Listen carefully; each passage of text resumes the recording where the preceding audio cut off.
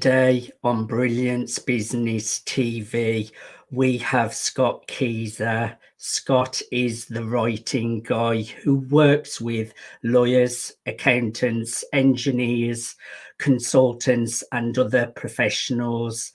They're clever technical practitioners, but they're not professional writers, so their writing lacks impact. What Scott does is help them to find their voice, write human, connect with their reader, and get the results they want from the words they write. Stay tuned.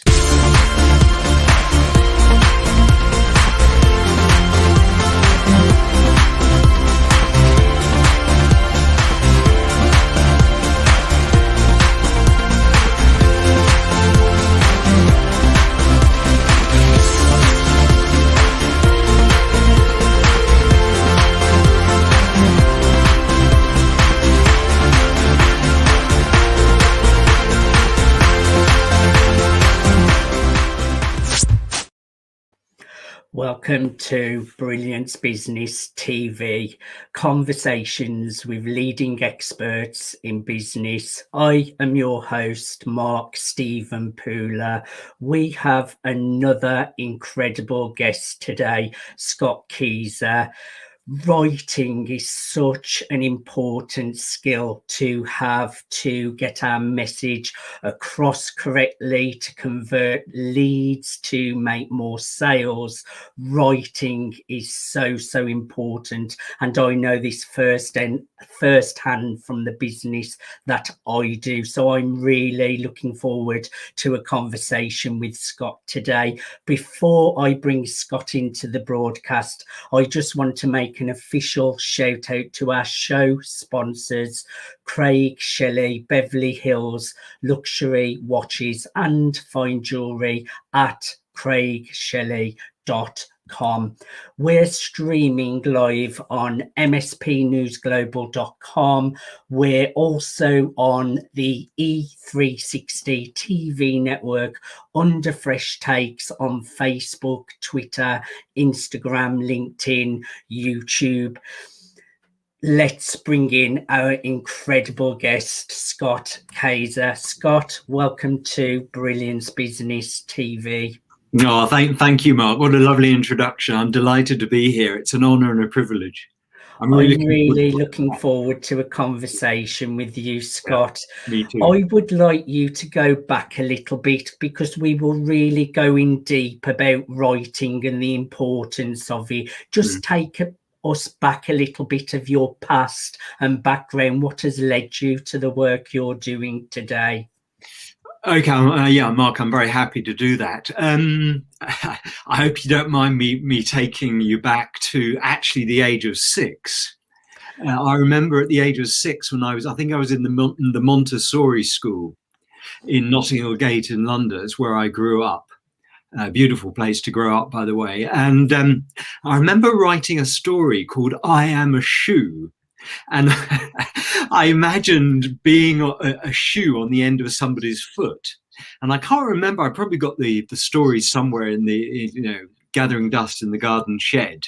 But I seem to recall that I got walked a long way, and then I got kicked off into the gutter or a stream or something. I ended up floating out to sea, and then I can't remember what happened. So probably a deeply Freudian story, but clearly at 6 I was kind of using my imagination a bit. And the reason I quote that is because I think I've always loved and been fascinated by language. So when a few years later, about 6 or 7 years later, when I was about 12, I was in a prep school, a private school in Notting Hill Gate, and it really wasn't a great school.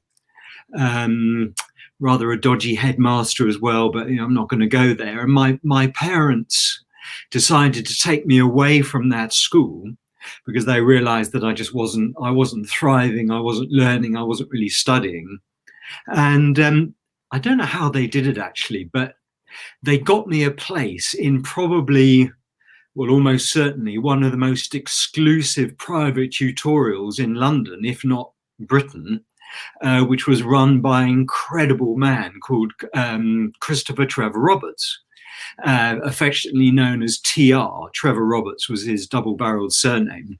And he ran a tutorial school in the Vale of Health in Hampstead in North London, overlooking the Hampstead Ponds.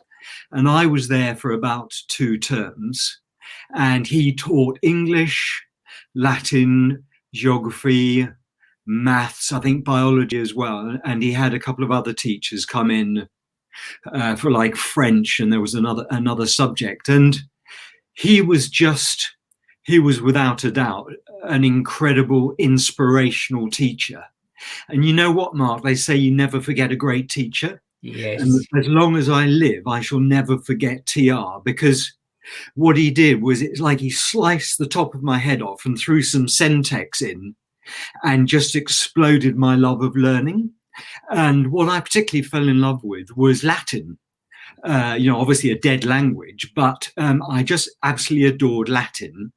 And what that gave me was an understanding of the building blocks of language, because it's a very, very structured, disciplined language. And I absolutely adored it. I thrived on it. And as a result of just 2 terms with TR, who, by the way, just a few years before had been the private tutor to the British royal family, that's how highly he was regarded. And within just 2 terms with this amazing man, I got into Westminster School, one of the best schools in the world, that lies in the precincts of Westminster Abbey. And then that really catapulted me eventually into Oxford, and just continued my love of learning and writing particularly. I loved being at Westminster School. They're just surrounded by all that. In fact, I discovered just the other day that Westminster School was founded in the 11th century, before the Norman Conquest in 1066. And so being immersed in that historic environment embedded and reinforced and deepened my love of learning and language and history. And I fully acknowledge it was a very, very privileged 3 or 4 years, for which I'm very, very, very grateful and humble about. And because of that, it enabled me to get into Oxford, where I did French and German. So I did modern languages as a degree, and I had a year abroad as an English assistant in Paris. So I'm still fluent in French. And then, so cut a long story short, I did a number of corporate roles, including, I have to say, being the world's worst account executive in an ad agency for J. Walter Thompson on some very lucrative accounts like Kellogg's and Roundtree Macintosh and stuff. But I should always have been on the 3rd floor, which is where the creatives were, and the art directors, taking drugs, drinking champagne, having affairs, and writing lots of amazing copy that won design awards. Lots of fun. But I was a suit, and I was really rubbish at that. So anyway, long story short, the first sort of few years of my career were pretty disastrous, if I'm honest. And I ended up going to Australia with an Australian girlfriend at the time, to Melbourne. And I did a few sort of bum jobs, as you do. I worked in a bar, I worked as a labourer, I did a few other things. And then I can't even remember how it happened, but I bludged my way into a PR company. And I ended up writing all their copy for their press releases. In fact, it was a marketing agency more than a PR company. And I wrote radio commercials, below the line copy, merchandising copy. I became their main copywriter, and I absolutely loved it. I realized I was good at it. It was easy, and I made good money.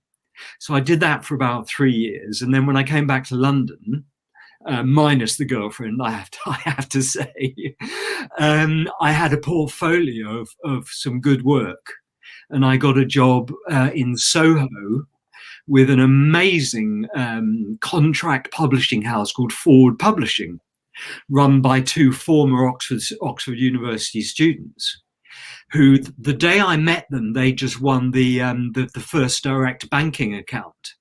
So I ended up writing all the sort of what's called the below the line copy, which is like the sort of the non-mass market stuff, the brochures, the sort of the web copy for Forward Publishing for 2 or 3 years, which was, just wonderful. It was kind of like the golden goose in a way. And I did a lot of other freelance copywriting work as well. So that's really where I started. And then I got very badly hit by the 1990-91 recession. And as the saying goes, I kind of came in from the cold, and I went back into the corporate world, but this time as a bid writer for Ernst & Young. I mean, they were called Ernst & Young then. They're now EY. They've sort of rebranded themselves. And for 3 years, I worked on. It was kind of brutal, but we were doing kind of really brutal 90-hour weeks, working on bids and tenders, really fast turnaround. But I tell you what, Mark, I learned such a lot about writing, particularly obviously about bid writing, which is the other thing that I do. Besides being a writing skills trainer, I'm also a bid consultant and a bid writer. And in fact, earlier this year, I was working on a mega public sector bid worth billions with 6 other writers. So Ernst & Young was, even though it was kind of corporate, I learnt a huge amount. And then after 3 years there in bids and tenders, because, thank goodness they offered you time off in lieu. So if you worked more than 60 hours a week, you got the next couple of days off, which you really needed.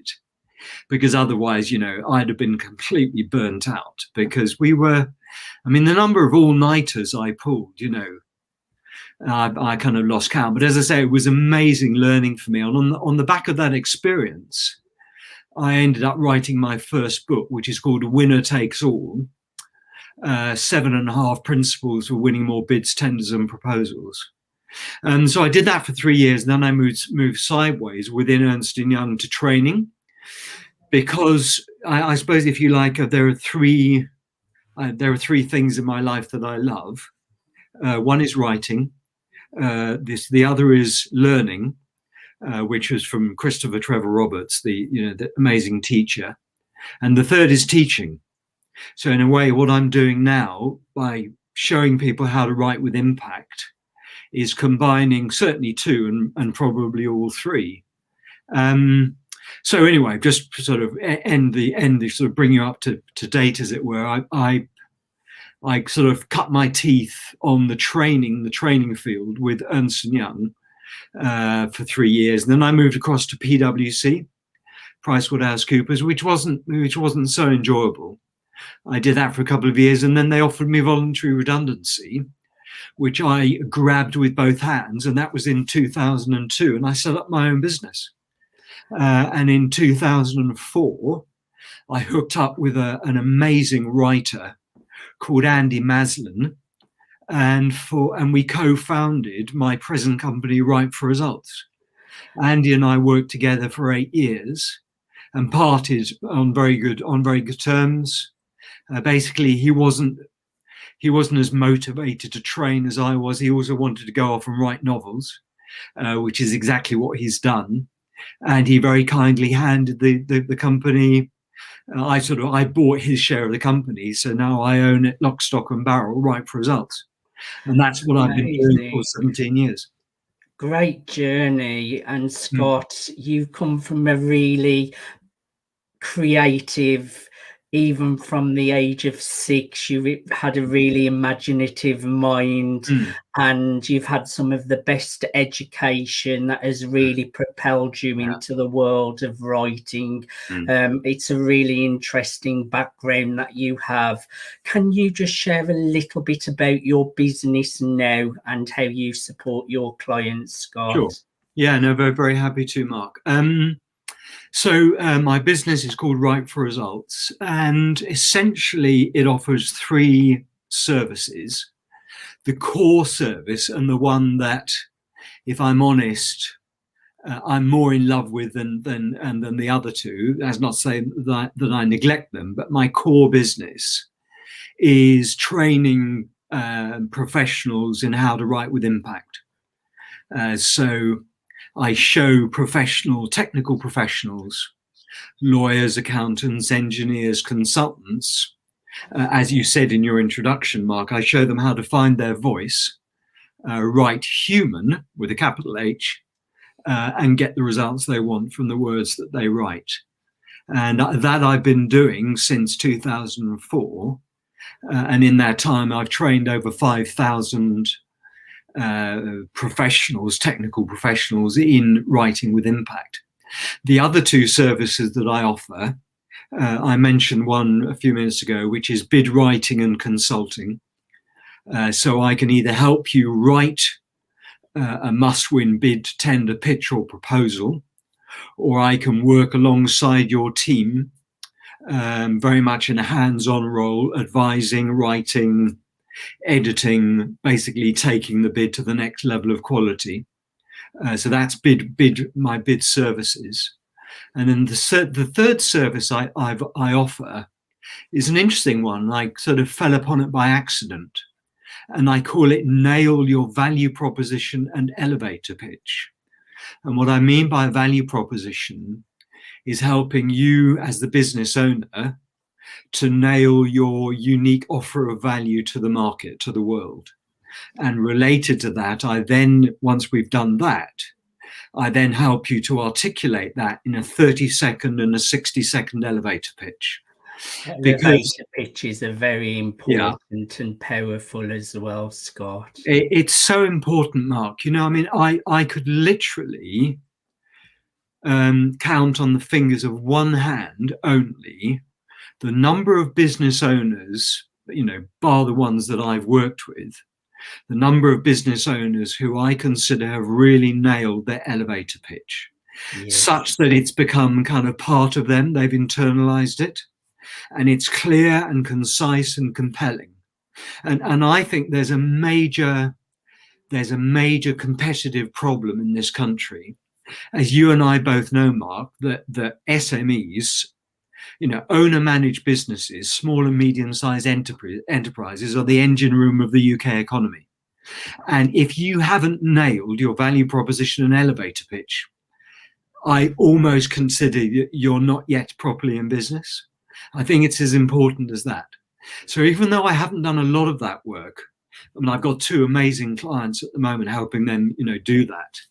I think it's a really vital service. But the core business is training professionals in writing skills. Amazing. It's such a vital part to grow and expand a business that your copy, your writing is really, really top notch. Yeah. Scott, we're coming up to a commercial break now, so please stay where you are. We've got lots more questions to get through, so I'll be back with you shortly. Thank you everyone for joining us for part one of Brilliance Business TV. Join us after the commercial break when we will be discussing more of the importance of getting our writing skills done correctly. Join us after the commercial break.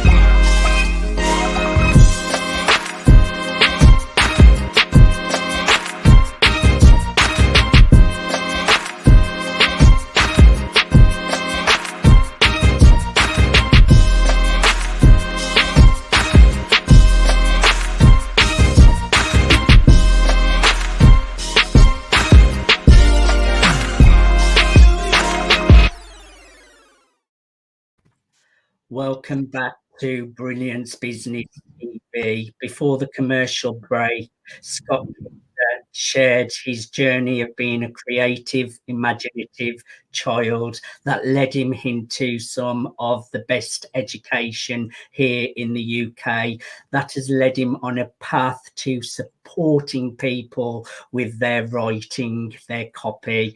Scott, welcome back to Brilliance Business TV. Thanks, Mark. Great to be here.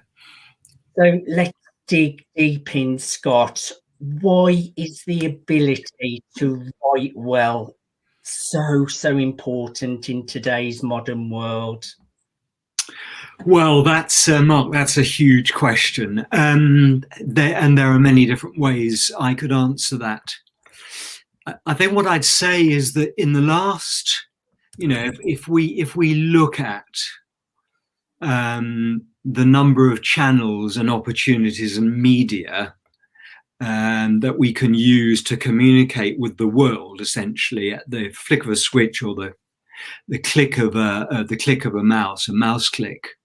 I think it's no exaggeration to say that in the last 10 years, more words have been written in the world than in the previous 1,000.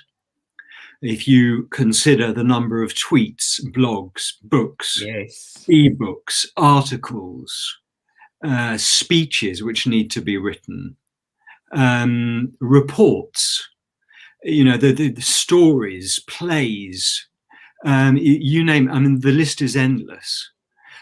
So whether we like it or not, I believe that when we're in business, we are all writers, or we need to be writers, because the written word, when you're posting an article on LinkedIn, or you're writing your LinkedIn profile, or you're posting something on Facebook, or you're commenting on something, what we all crave, and me very much included, is engagement.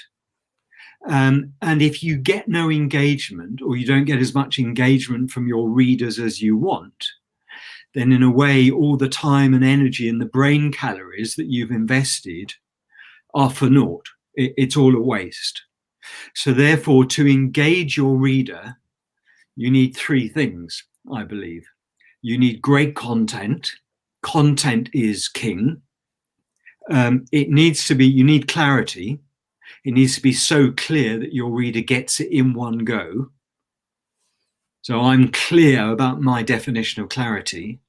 And then the third element, which is really missing, I think it's the missing link, personally in B2B writing particularly, is personality.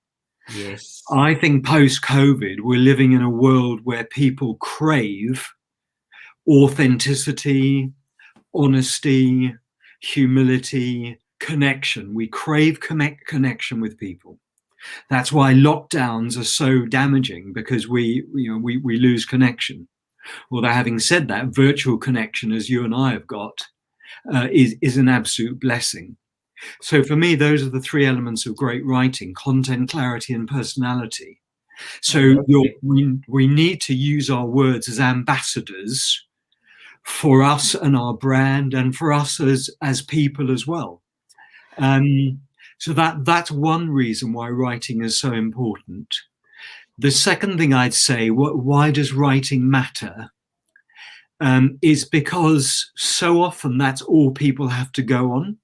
Yes. If they don't have the opportunity or the privilege of meeting you in person or virtually, and they're just reading your book or your ebook or a blog or an article, those little words, those black marks on white ground, are the only things that they have by which to judge you, and they need to resonate and ring true for them. So that's the second reason. And I give a third reason why writing matters, is because I think, and this is something I'm really being increasingly drawn to, which is that I think there's a very strong therapeutic element to writing well.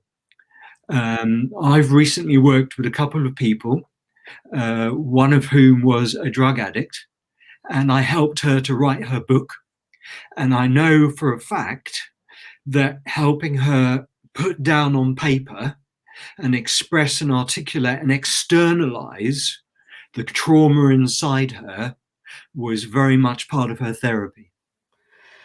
Just so important. Everything you have said is so true, Scott. The written word, how you convey your message to the world to get engagement as well.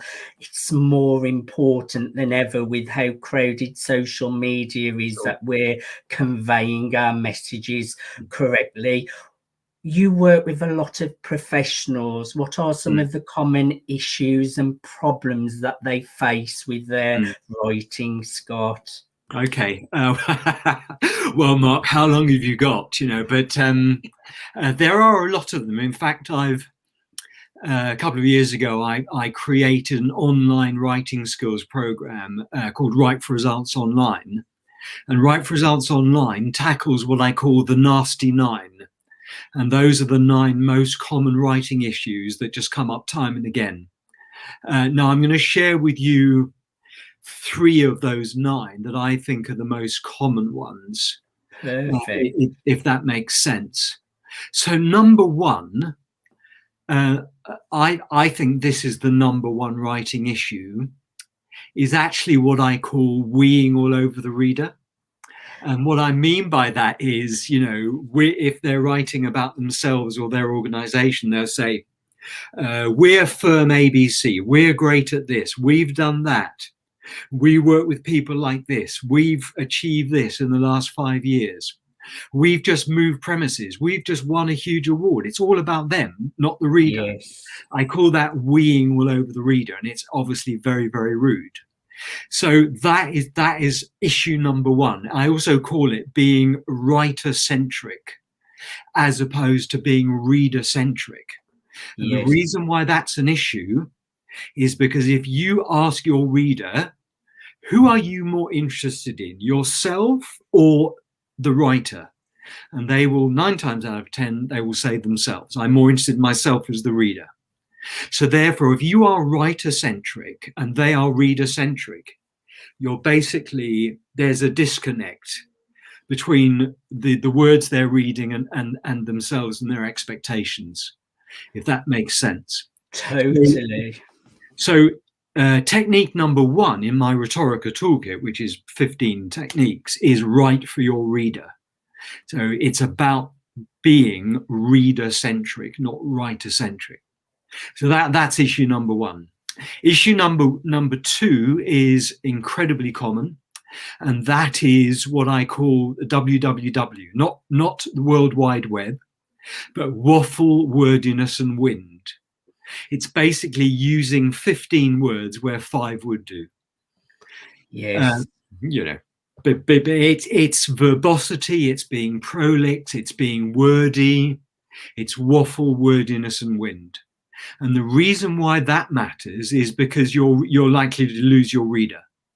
If you're making your reader work really hard to get your meaning, harder than they may want to, because most readers want to get the message really quickly and then move on, then you're likely to lose your reader.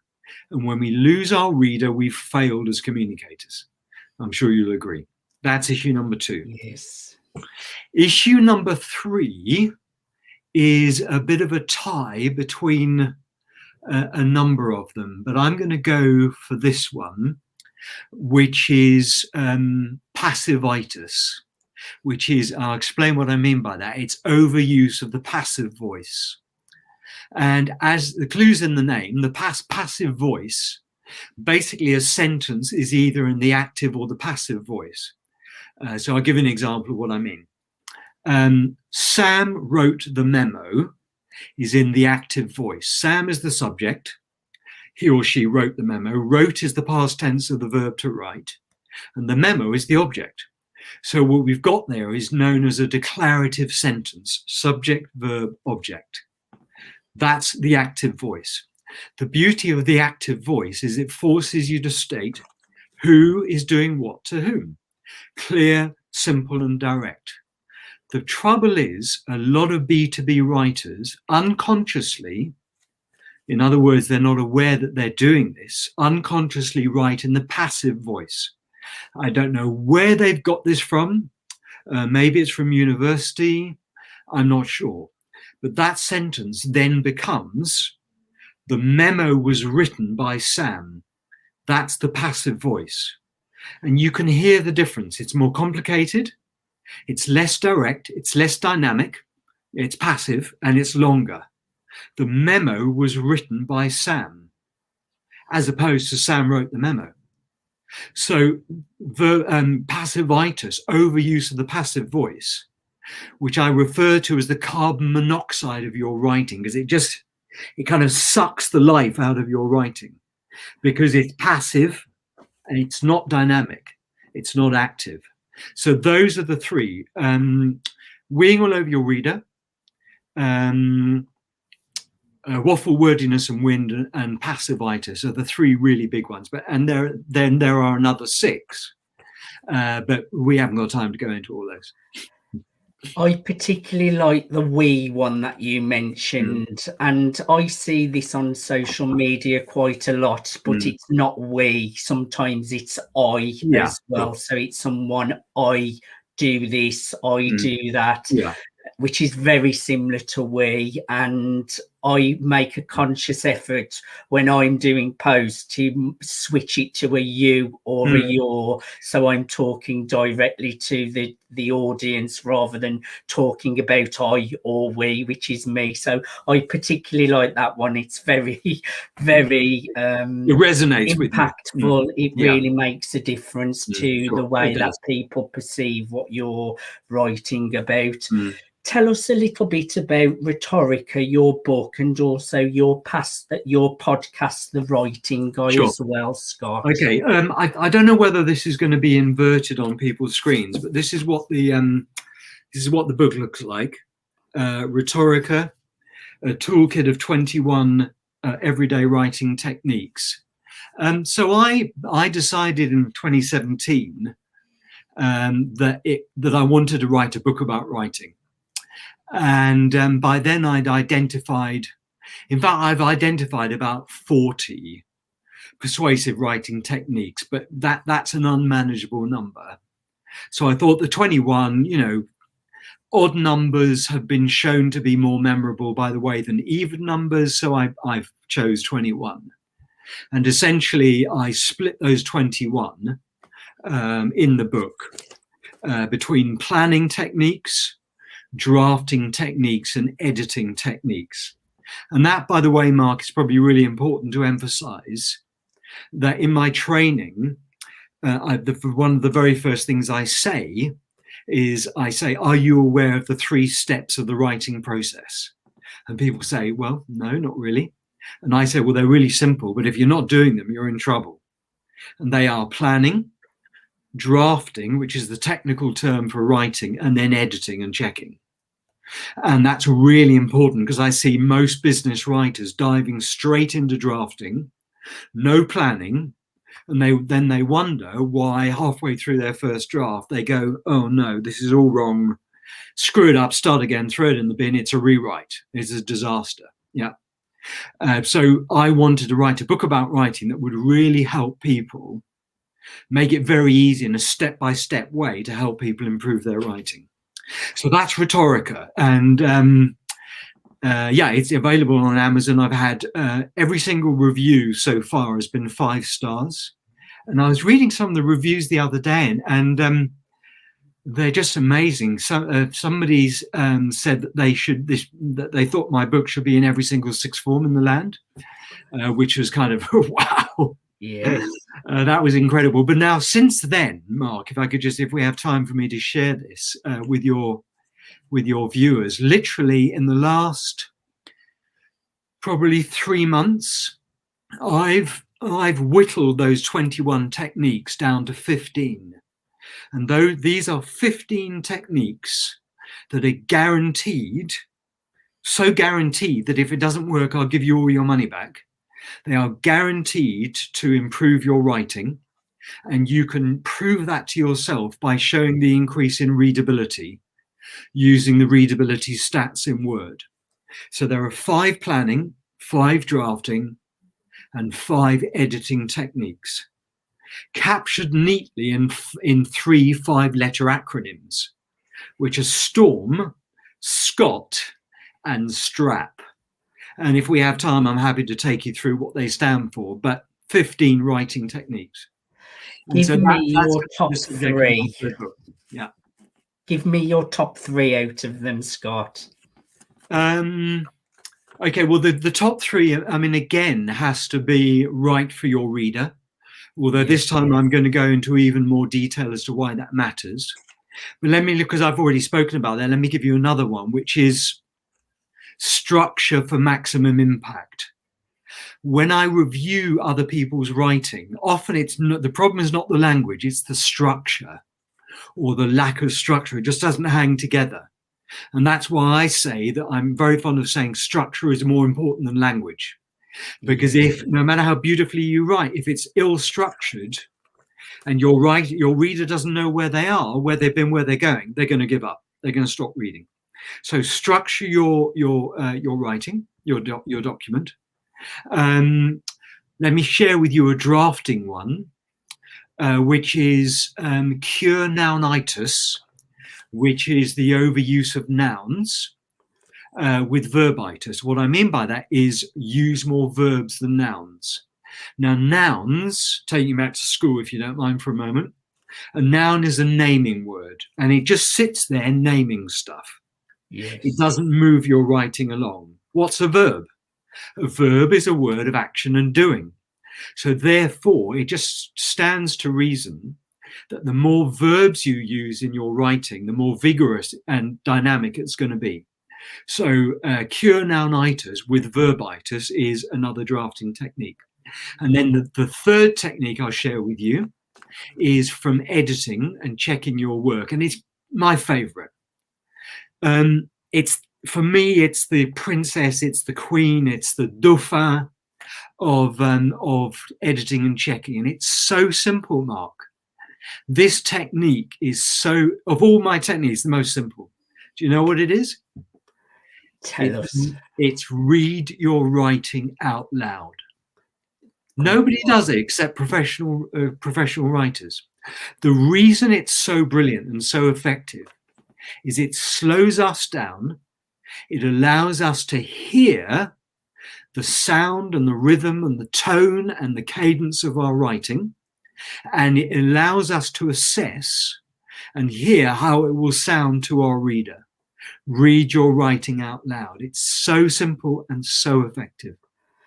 Great tips. And you have another 12 of those. You've only give us 3 out of the 15. So everyone, if you would like more tips, more wisdom from Scott, sign up to his newsletter at www.writeforresults.com. That's writeforresults.com, writeforresults.com.